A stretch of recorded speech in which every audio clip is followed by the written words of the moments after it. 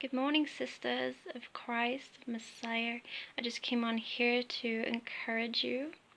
It's specifically for ones who are going through singleness, and I would like to encourage you in your walk with God. I wrote down some notes. The first one is 1 Corinthians 7:34. An unmarried woman or virgin is concerned about the Lord's affairs. Her aim is to be devoted to the Lord in both body and spirit. This means about focusing on God and His work and not getting too focused on finding the one, but instead honoring God with your life, with how you would live your lifestyle for God. Next one is Proverbs 31:30. Charm is deceptive and beauty is fleeting, but a woman who fears the Lord is to be praised. Be a godly woman for God. Prepare yourself to be found doing God's holy work. By the love of your soul, fear the Lord and care for others. Also be wise. In Romans 12:1, therefore I urge you, brothers and sisters, in view of God's mercy, to offer your bodies as a living sacrifice, holy and pleasing to God. Our bodies are the living temple of the Rosh HaKodesh, the Holy Spirit.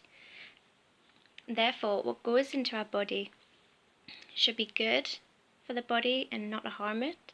So certain types of food that will cause illnesses and diseases, it'd be better to eat food which is good for the body, that's quite healthy and doesn't cause blemishes to the skin, but brightens up your body and neutralizes it.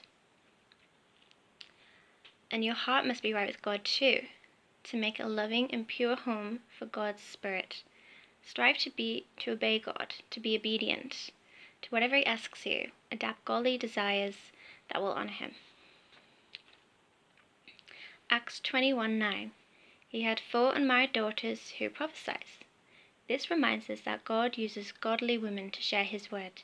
Be passionate about doing God's work and be compassionate to others too.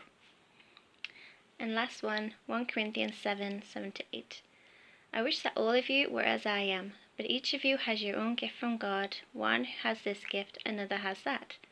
Now to the unmarried and the widows I say, it is good for them to stay unmarried as I do. Marriage and singleness are both gifts from God, and neither is better than the other. Spend the time that you do have devoted to God's ministry. With singleness, you have a lot of time, and you have more time and more flexibility.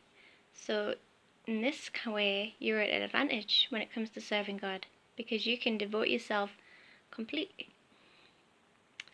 I hope you have a blessed morning and evening and night wherever you are in the world, and I hope you are blessed and encouraged, dear sisters in Messiah, and I love you, and may the Lord be with you.